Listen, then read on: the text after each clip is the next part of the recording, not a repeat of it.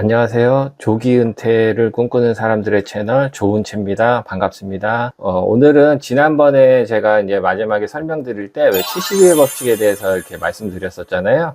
그리고 이 70의 법칙이 되게 중요한데 그 70의 법칙에서 또 관련된 게 뭐 300의 법칙도 있고 뭐 4% 룰도 있고 그다음에 뭐 복리에 대한 그런 것들도 있고 이런 것들을 다 이제 종합적으로 이렇게 연관되게 이렇게 설명을 드릴게요. 그래서 이제 70의 법칙에 대해서 먼저 설명을 드리면 70의 법칙은 일단 사람들이 많이들 알고 계시는데 또 모르시는 분들은 전혀 모를 정도. 제가 보통 예를 들어서 내가 경제적 자유를 이루려고 하면 얼마 정도 돈이 필요하지? 이 돈을 만드는데 어느 정도의 그 기간이 필요하지? 이런 거를 이제 예상하면서 플랜을 짤 때 이렇게 사용하는 그런 법칙들이에요. 막연하게 얼마를 모아야지, 얼마를 모아야 언제까지 살 수 있지, 뭐 이런 거보다는 뭔가 이제 좀 계획적으로 이렇게 해서 이제 플랜을 짤 수 있는 그런 것들이기 때문에 저희가 이제 노후를 위해서 굉장히 중요한 그런 이론이 될 수 있다고 저는 생각을 해요. 그래서 실질적으로 저도 이 72 법칙에 저희가 이제 예상하는 대로 이렇게 계획대로 얼추 비슷하게 진행이 되고 있고요.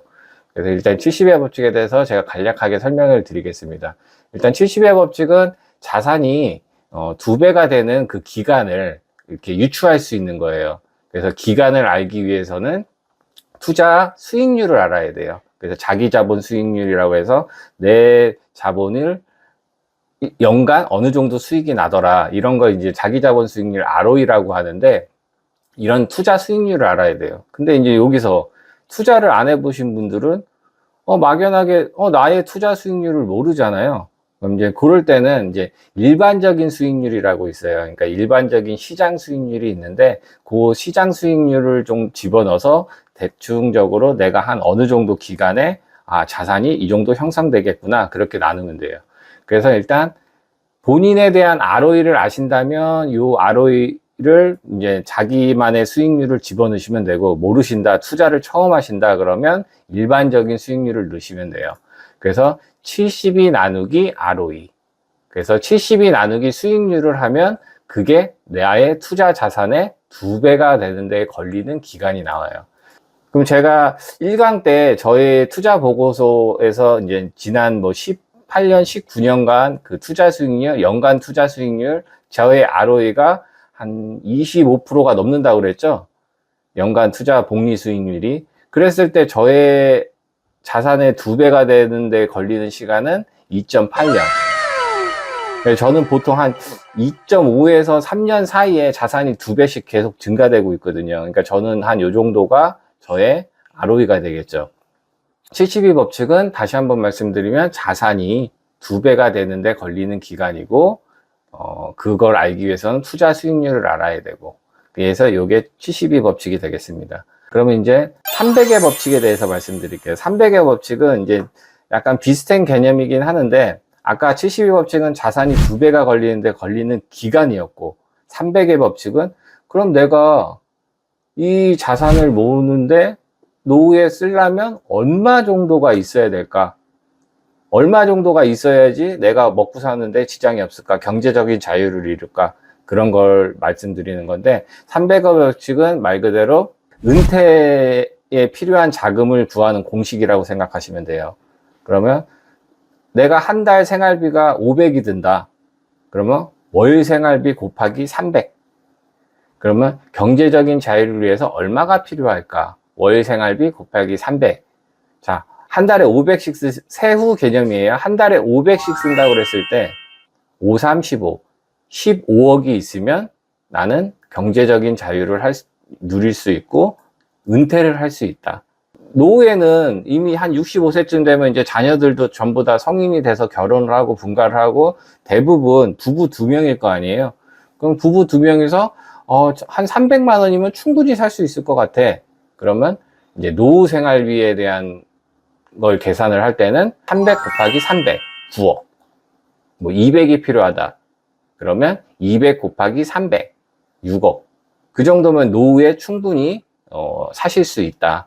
근데 여기서 노후 생활비를 계산하실 때 한 가지 팁을 드리면 너무 높게 설정하지 마세요. 낮게 설정을 하시고 최소한의 비용으로 이 정도면 노후가 충분한데? 그리고선 돈이 더 여유가 생기고 더 많이 혹시 뭐 이렇게 투자 성과가 좋아서 더 불어나면 그때 더 여유 있게 사시면 되잖아요. 그러니까 일단 최소비용. 그래서 제 생각에는 일단 국민연금이 있으시다. 그러면 국민연금이 예를 들어서 나는 오랫동안 뭐 회사를 다녀서 국민연금이 예상이 한 달에 100만 원이 나올 거야. 사적연금을 가입해서 뭐 한 달에 뭐 한 30만 원씩 나와. 50만 원씩 나와. 그랬을 때 이런 것들을 감안해서 최소한으로. 그래서 내가 이제 부부 둘이 300이 필요할 것 같은데 국민연금에서 100만 원 나오고 사적연금에서 예를 들어서 50만 원이 나와요. 그러면 내 노후생활비에 필요한 자금은 뭐 150만 원이면 되는 거예요. 뭐 100만 원도 괜찮죠? 그래서 예를 들어서 여기서 뭐 한 100만 원이 나오고 나는 노후생활비로 100만 원만 있으면 200이잖아요. 그러면 100만 원 곱하기 300 하시면 돼요. 그러면 노후에 필요한 자금은 3억이겠죠. 이제 3억 정도 있으면 충분히 사실 수 있다. 그리고 여기에 이제 연금 중에서는 솔직히 이제 집이 있다 그러시면 주택연금을 돌리실 수도 있잖아요. 내 자가의 집이 있다 그러면. 근데 이제 주택연금 같은 경우는 내 노후 생활비에 미리 계산은 하지 마세요. 보통 주택연금까지 계산을 해서 나는, 얼마까지만 모으면 노후에 충분할 거야. 이렇게 생각하시는 분들이 계시는데, 그거는 주택연금은 마지막 보류로 생각하시면 돼요. 예를 들어서 내가 노후 생활비 마련이 좀 적어서 참 잘 안 됐어. 그러면 이제 그 연금을 쓰시고, 또 노후 생활비 쓰시고, 그래도 모자르면 마지막에 주택연금을 이제 사용하시면 되잖아요. 그러니까 주택연금은 처음에 고려하지 마셔라. 제 생각에는 주택연금은 고려 안 하는 게 맞을 것 같아요. 그래서 이제 사실상 노후 생활비로 저희가 모으는데, 제 생각에는 뭐 이렇게 국민연금 나오고 사적연금 나오면 한 100만 원, 한 달에 100만 원이면 되지 않을까요? 요런 걸 제외했을 때, 그럼 100만 원에서 300을 곱하면 3억 정도면 뭐 충분할 것 같아요. 그러면 65세 전에 한 3억 정도만 모아 놓으면 노후에 뭐 사시는데 지장이 없다. 뭐 제 생각은 300의 법칙을 이용했을 때 그 정도면 될 것 같아요. 4% 룰이라고 있어요. 이제 4% 룰은 이제 마르지 않는 샘물이라고 해가지고 총 자산, 그 금융 자산, 투자하는 자산에서 매년 4%만 뺐으면 평생 자금이 고갈되지 않더라. 그게 아니라 오히려 자산이 시간이 갈수록 더 증가하더라. 이런 이론이에요. 그랬을 때 이제 보시면 은행 이자율은 약 2에서 3% 정도잖아요. 근데 은행 이자율의 함정은 단리예요, 단리. 예를 들어서 1억을 은행 이자에 넣고 2%를 받았어요. 그럼 200만 원이잖아요. 그럼 1년이 지나면 200만 원을 줘요. 그 기간을 채워야 돼요. 그죠? 그럼 200만 원을 받았어. 그러면 1억 200만 원을 다음 연도에 또 다 집어넣어요. 그리고 또 2%를 받았어. 그럼 뭐 한 200, 뭐 한 2, 30 되겠죠? 그러면 전체가 1억 한 450 정도를 또 1년 후에 또 집어넣어요. 다 집어넣어요. 이런 식으로 해서 20년, 30년, 40년 갖고 가시는 분 없잖아요.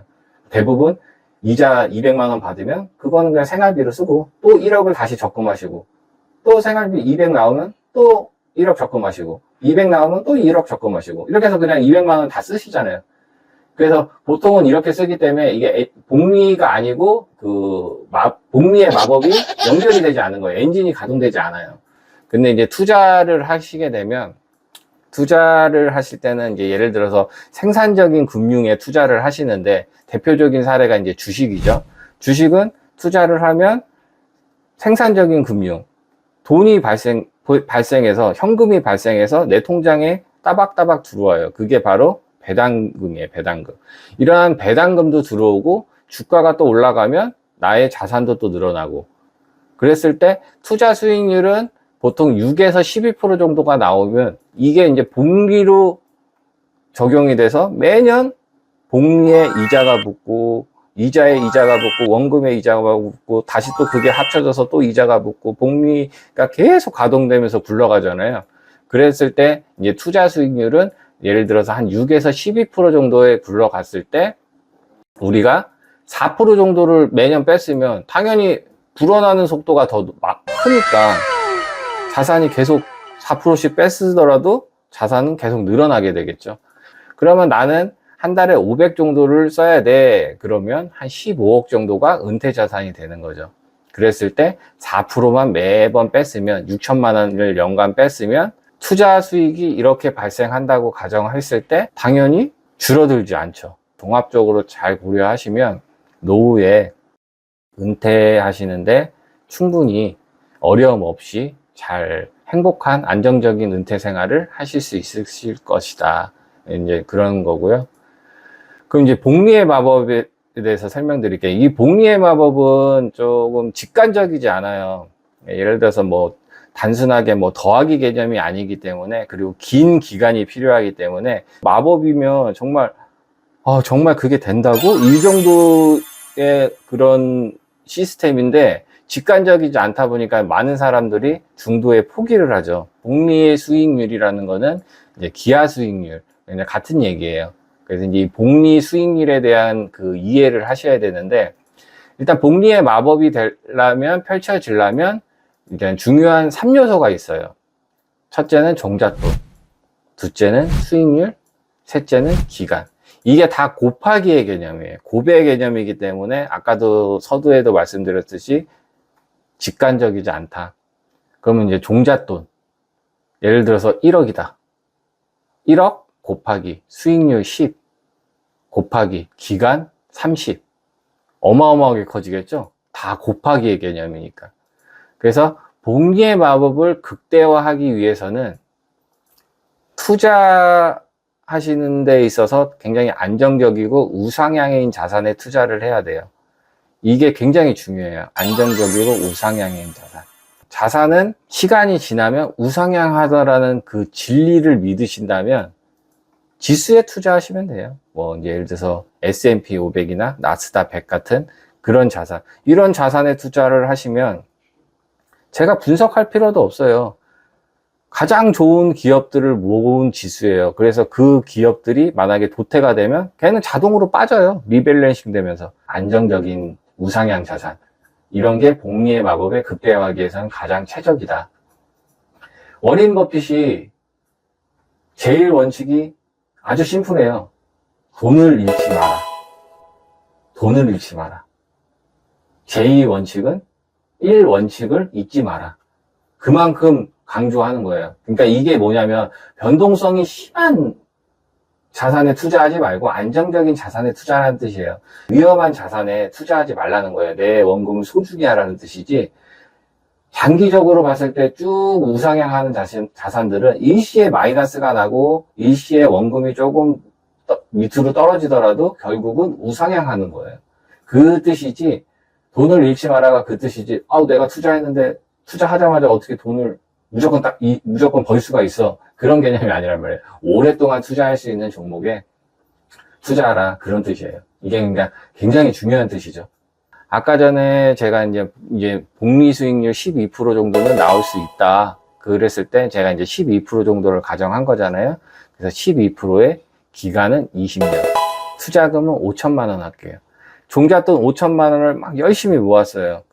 종잣돈을 모으실 때 막 투자를 하셔도 좋고, 근로소득을 막 추가시켜도 좋고, 계속해서 어쨌든 수단과 방법을 가리지 않고, 뭐 주변에 뭐 부모님이 뭐 조금 사셔서 도움을 주셔가지고 투자금이 뭐 이렇게 조금 종잣돈이 좀 마련하는데 보탬이 될 수도 있고, 이거는 사람들에 따라서 경우의 수가 굉장히 많긴 한데, 어쨌든 간에 이유 불문하고 종잣돈을 빠른 시간에 모으시는 게 좋아요. 그래서 종잣돈을 모았다 그러면 이제 5천만 원을 예를 들어서 투자를 했다고 칠게요. 그래서 연 수익률이 12%씩 매년 복리의 수익률이 발생을 했어요. 그랬을 때 20년이 지났을 때 얼마일까요? 거의 5억입니다. 5억. 5천만 원이 5억이 되는 거예요. 보세요. 자, 5천만 원이 5년 동안 투자를 했을 때 약 이 정도 갔을 때 한 7천만 원 정도 되겠네요. 5년 동안. 그리고 또 5년이 지났어요. 그러니까 1억 5천이 되죠. 또 5년이 지났어요. 그러면 한 3억이 되네요. 1억 5천이. 이제 3억이 된 게 또 5년이 지났어요. 5억이 되죠. 이런 식으로. 그러면 지금 5억이 됐는데 5억이 또 5년이 지났어요. 그럼 얼마 될까요? 이런 식으로 기하급수적으로 올라가는 이런 복리의 마법이 발생하는 거예요. 그래서 복리의 마법이 발생하려고 그러면 복리 엔진이 가동돼야 되는데, 복리 엔진이 가동되려고 그러면 여기서 투자금을 돈 벌었다고 해서 빼고, 손실 났다고 해서 빼고 그러시면 안 돼요. 그냥 쭉 우상향한 자산에 계속해서 배당금이 들어오면 배당금도 재투자하시고, 수익이 발생했다고 해서 돈 빼지 마시고 계속 쭉 가셔야 돼요. 특히나 손실 났다고 해서 돈 빼지 마시고, 내가 20년 30년 보고 투자했는데 1년 2년 주가가 안 가고 뭐 손실 난다고 해서 20년 30년 후를 보고 투자한 건데 안 되겠어 하고 중도에 하차하시면 안 될 거 아니에요. 그렇죠? 이 복리의 마법에 복리 엔진이 가동되려면 이러한 그 인구의 시간이 지나야 된다. 그래서 초기에 이 지루한 시간을 지나고 나면, 5에서 10년 이 지루한 시간을 지나고 나면 그 다음부터 느끼실 거예요. 이걸 느끼셔야지 큰 돈을 버실 수가 있어요.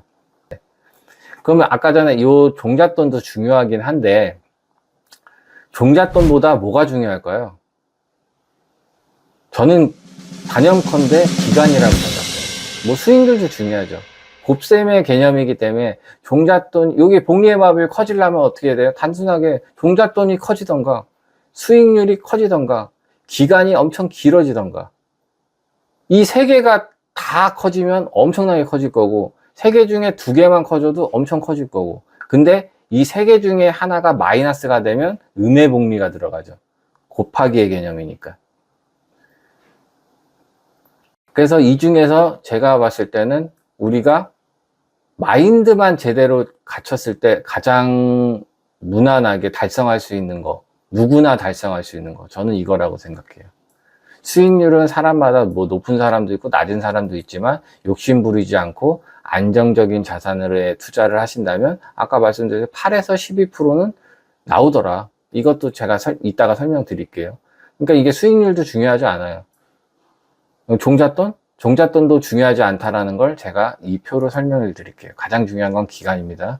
그래서 보시면, 자, 투자 원금 6억이 어딨어. 그쵸? 6억을 내가 5년을 투자했어. 연수익률 5%.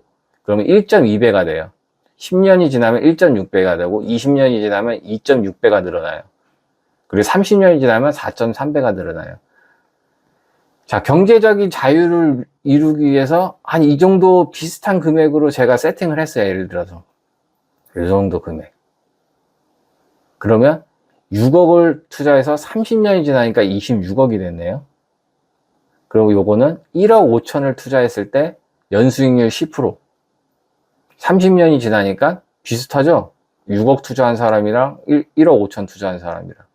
그럼 12.7%, 제가 아까 8에서 12% 정도는 달성할 수 있다라고 했잖아요. 그러면 이제 12.7%다. 그럼 30년 후에 25. 비슷하죠? 근데 이 사람은 7천만 원 투자했어요. 그래서 종잣돈보다 더 중요한 건 아까 말씀드렸듯이 기간이다. 20살 때부터 투자를 하시면 30년? 50살. 50살 지나면 30년 후에 어떻게 될지 생각만 해도 정말 멋지지 않나요? 그래서 빨리 하셔라. 그러면 아까 전에 8에서 12%? 그게 쉽냐? 나는 주식도 해본 적도 없고 투자를 해본 적도 없는데, 자, 쉽다라는 걸 제가 설명드릴게요. 자, S&P 500, 나스닥 100입니다. 그러면 자산이 여기서부터 이렇게 17년 동안 오른 거예요. 나스닥 100을 볼게요. 나스닥 100도 여기서부터 이렇게 오른 거예요. 하나하나가 1년이에요. 그러면 가장 큰 변동성과 가장 큰 마이너스가 났을 때, 이때를 볼게요. 특정 한 해, 이때가 2022년이네요. 2022년에 고점 대비 밑으로 하락한 게 29%예요. 마이너스 29%. 이 하락폭이. 나스닥 100은 고점 대비 밑으로 빠진 같은 해 요때 변동폭이 36%예요. 자산이 이렇게 많이 빠진다는 거는 엄청난 거예요. 근데 보세요. 투자 시기의 적기는 언제일까? 그래서 모든 사람들이, 경험이 있는 사람들이, 투자 대가들이 대부분 이런 게 얘기하시잖아요. 투자의 시기의 적기는 바로 오늘 당장, 지금이라고 그러죠. 빨리 해라. 빨리 해서 오랜 기간을 투자해라. 자, 어디서 투자를 했던 간에, 어떤 해에 투자를 했던 간에 시간이 지나면 다 올라갔잖아요. 그러면 제일 요때 투자했다고 보죠. 요때 2021년도 제일 꼭지에 투자를 했어요. 다음 연도에 이렇게 29% 마이너스가 났지만 그 다음 연도에 원금이 회복이 되고, 똑같으니까 원금이 회복이 되고 그 다음 연도에 또 이렇게 올라가잖아요. 그럼 요때 연말에 요때 투자했다고 그러죠. 뭐 연초에 연말에 투자했다, 연초에 투자했다. 연초에 투자를 해서 이렇게 마이너스가 나서 다음 연도 말에 이렇게 올랐어요. 그럼 2년이죠, 2년. 아무리 길어도, 여기서 봐보세요. 아무리 길어도 2년 이상 수익이 안 난 적이 없어요. 마이너스 난 적이. 어디서 투자를 했던 간에, 어느 기간에 투자를 했던 간에. 여기서 투자를 꼭지에 했어도 1년 마이너스 나고 다음 연도에 또 올라가서 수익이 됐죠. 이거는 1년 만에 수익이 냈네요. 이거 보세요. 어느 구간에 투자를 했던 시간이 지나면, 내가 20년, 30년 투자할 건데 이 1, 2년을 못 버텨서 손실 보고 투자를 접는 거예요. 손절하고 투자를 접는 거예요. 그런 행위만 하지 않으면 이렇게 가더라. 그래서 이 17년 동안 이 그래프가 622% 이만큼 오른 거예요. 그럼 1억을 투자했으면 6억 2천이 된 거예요. 17년 만에. 여기는 나스닥은 더 많이 올랐어요. 나스닥은 1574%가 올랐어요. 내가 여기서 1억을 투자했으면 여기서 16억이 된 거예요. 그러면 최근 17년만 많이 오른 거냐? 제가 재미나게 물어봤어요. 최근 30년간, 30년이에요. 30년이라는 그 수치는 통계적으로 믿을만하고 신뢰할만해요. 30년간 S&P 500의 연평균 수익률은, 그랬더니, 자, S&P 500은 최근 30년간 배당을 재투자했을 때, S&P 500은 한 1에서 1.2% 배당 수익률을 매년 줘요. 배당을 재투자했을 때, 이 약 평균 복리 수익률이 12%, 11.8%예요. 그럼 30년 동안 평균치를 냈을 때 1년에 이 정도가 나오고, 그럼 나스닥 볼게요. 나스닥은 최근 30년간, 이것도 나스닥은 배당 수익률이 이게 나스닥은 아까도 말했듯이 성장주 위주로 구성이 되었기 때문에 배당 수익률은 좀 적어요. 한 0.5% 정도 1년에. 그러면 배당 수익률은 적지만 얘네는 대신에 주가가 많이 오르죠. 그랬을 때 연평균이 봐보세요. 배당을 재투자했을 때 14.5% 수준. 14%. 그거 보세요. 제가 8에서 12%는 마인드만 제대로 되면 충분히 걷어들일 수 있는 수익이라고 그랬잖아요. 이 17년만, 최근 17년만 보더라도 복리 수익률이 12.33%예요. 거기에 플러스 알파. 플러스 알파는 뭐냐면 배당 수익률이에요. 나스닥, 제가 아까 S&P 500은 1.2% 정도 수익 준다고 그랬죠. 그러면 1.2%를 더하면 14% 정도 되겠네. 17년간, 최근 17년간 14%. 그 다음에 나스닥은 18%의 플러스 알파. 한 0.5라 그랬죠? 18.05%. 엄청나죠? 이런 우상향 자산에 투자하시면 된다는 거예요. 공부하실 필요 없잖아요. 이거 공부한다고 공부가 돼요? 공부 어떻게 해요? 이거 공부 못 해요. 나스닥 100이라는 건 100개의 기업을 투자해가지고 지수로 만든 건데, 그리고 S&P 500은 500개의 기업을 지수로 만들어서 이렇게 투자를 하는 건데, 어차피 분석 자체도 안 되고 공부도 안 되고 그냥 자산은 우상향한다는 그런 믿음으로 그냥 투자를 하시면 이렇게 되는 거예요. 그럼 이제 최근에 주식 얘기하면 너무 싫죠. 이게 이제 어제 날짜로, 그러니까 어제 날짜라는 건 이제 2026년 7월 14일입니다. 그래서 어제 날짜로 해서 이건 주봉이에요. 아까 전에 헷갈리시면 안 되는 게, 요거는 이제 하나하나가 연이라고 그랬는데 요거는 이제 주봉입니다. 이제 하나하나가 주봉인데, 이 주봉으로 봤을 때 4주, 하나, 둘, 셋, 넷, 4주 동안 마이너스 32%가 됐어요. 변동폭이 엄청나죠. 그리고 그래프만 보더라도 아까 S&P 500이랑 나스닥 100처럼 그렇게 이렇게 꾸준하게 가는 게 아니라 막 들쑥날쑥 이렇게 변동폭이 크잖아요. 그래도 어디에 투자했던 간에 수익은 나고 있잖아요. 우상향하면서. 그래프가 조금 들쑥날쑥 변동폭이 크지. 그래서 워렌 버핏은 이런 거에 투자하지 말라는 거예요. 그래서 예를 들어서 요때 꼭지에 투자했다 그러시면 이게 이제 우리나라 코스피인데 요때가 21년도잖아요. 여기에 투자를 했어요. 1년, 2년, 3년, 4년, 5년. 4.5년 정도 지나니까 원금 회복이 됐어요. 나스닥하고 S&P 500이랑 많이 비교되죠. 얼마나 힘들었을까요? 4.5년 여기서 투자한 사람들은. 그래도 결국은 오르긴 올랐잖아요. 그죠? 그리고 배당 수익률도 뭐 일부 나올 거고, 실질적으로는 뭐 한 4년 정도 걸렸겠죠. 원금 회복되는데. 어쨌든 이제 이 최근에 이만큼이 빠지면서 너무 힘들죠. 저도 20년 동안 주식을 하면서 이렇게 이상하게 빠지는 거를 경험해 본 적 없어요. 이거 지금 누구도 경험해 보지 못한 비정상적인 흐름이긴 한데 다시 또 정상으로 되겠죠. 저는 그런 생각을 갖고 있습니다. 그래서 어쨌든 간에 이 변동폭이 32%, 4주 동안. 4주라는 건 한 달이죠. 한 달 만에 내 자산이, 내가 10억을 투자했는데 3억 2천이 날아간 거예요. 엄청나죠. 한 달 동안. 그래서 이제 다음 시간에 제가 이걸 왜 말씀드리냐면, 다음 시간에는 이렇게 힘들지만 마음 편하게 공부 안 하고 쭉 우상향하는 장기 투자할 수 있는 그런 금융시장의 원리, 통계. 다음 시간에는 요거에 대해서 말씀드릴게요. 통계처럼만 따라해도 너무 쉽게 큰 노력 없이 압도적으로 큰 수익이 나더라. 이게 그 증명하는 거잖아요. 그렇게 큰 노력 없이도 압도적으로 큰 수익이 난다. 이런 금융시장의 원리와 통계에 대해서 제가 다음 시간에 설명드릴게요. 그러면 오늘 얘기했던 이런 종합적인 그 경제적 자유를 위해서 필요한 자금, 뭐 72법칙, 300의 법칙, 뭐 4%룰, 복리의 마법, 그리고 다음에 제가 설명하는 이런 통계들, 금융시장의 원리와 통계, 이런 것들이 종합적으로 맞물렸을 때 굉장히 쉬운 올바른 투자를 할 수 있다. 지금 주식시장이 너무 힘들어도 버틸 수 있는 힘이 된다.